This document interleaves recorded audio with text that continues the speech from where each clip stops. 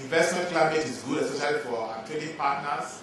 Our current account receipts is very high, and your real account balance to GDP is 6.29%.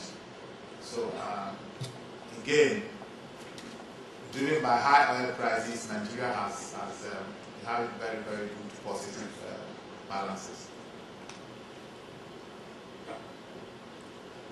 This has translated into major inflows in terms of foreign direct investments in both the oil sector and the non-oil sector.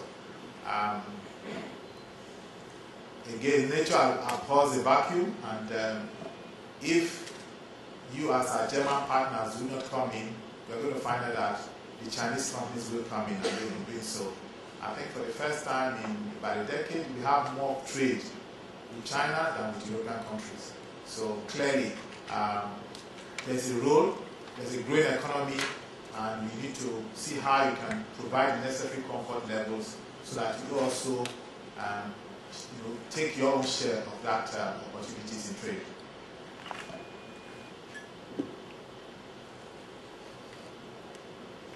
Point I would also like to add here is that after oil, I think net remittances by Nigerians abroad is now the second largest contributor of foreign exchange to the country, in excess of over $2 billion US.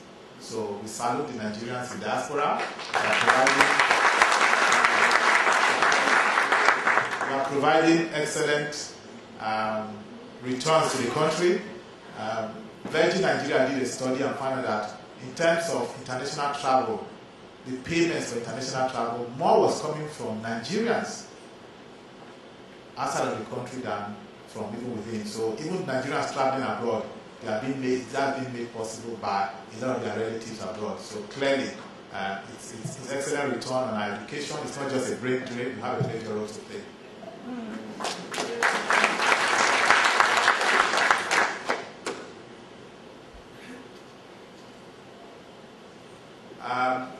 One thing that has happened, if you look at our slide here, the debt to GDP has gone down for the country.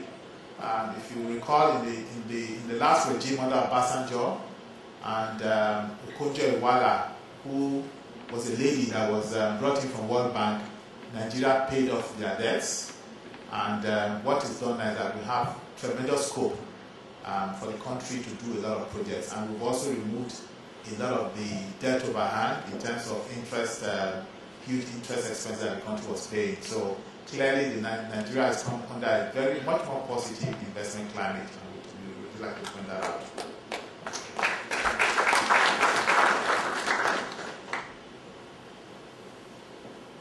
I'm not talking about our banking industry.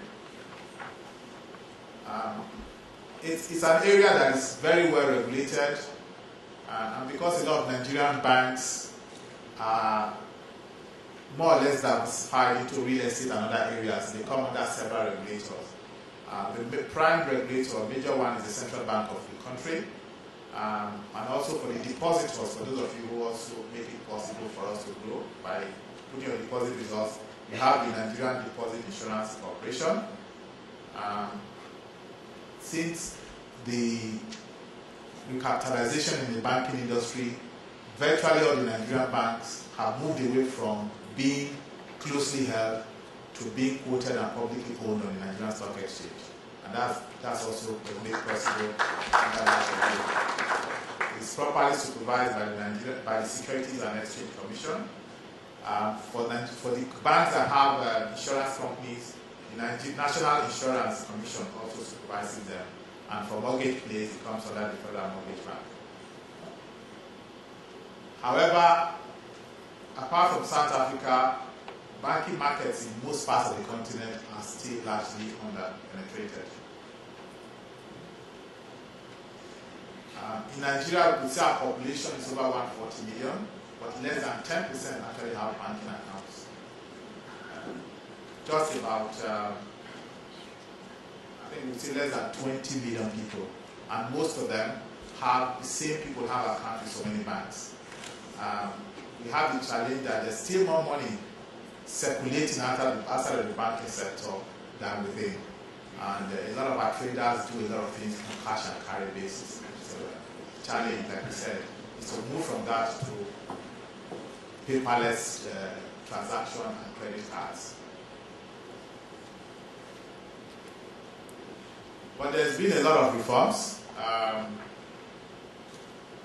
lot of banks are aspiring to manage part of the Nigerian foreign reserve, which I told you has grown from 10 billion US dollars to over 40 billion already in 2007. And what the banks have done is to raise their capital. Part of it was involuntary because we were told to move the minimum paid capital of $25 million to,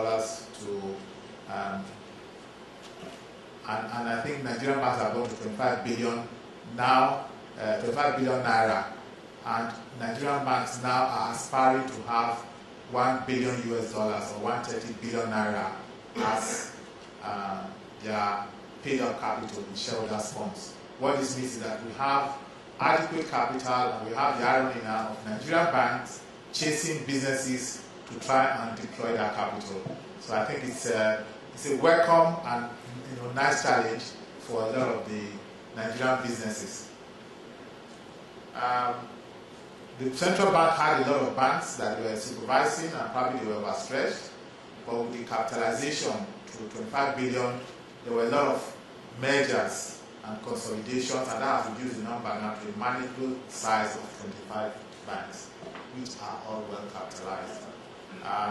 What central bank has also done is that they will not allow any bank to fail, and under a purchase and assumption model, if a bank is distressed, a stronger bank takes over, and all your deposits are paid and managed by the bigger bank.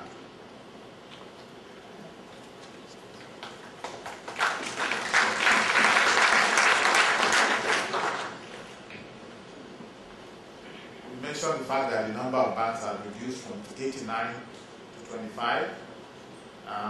What is also done is that Nigerian banks have had to go to the capital market to raise more and more capital, and we've also seen a lot of foreign direct investments. In the process also, we've made a few more millionaires, and instead of the money being and the wealth being controlled by a few families, a lot more Nigerians are being able to share in the wealth because it's going through the capital market. I think for us, it means we are better able to support you. There's also a higher consumer trust and belief in the banking sector, and better regulation by supervisors. However, there's still very low penetration. If you look at loans to GDP, you can see that we are barely appearing in the horizon. Compare that to the UK or South Africa, where it's over 100%.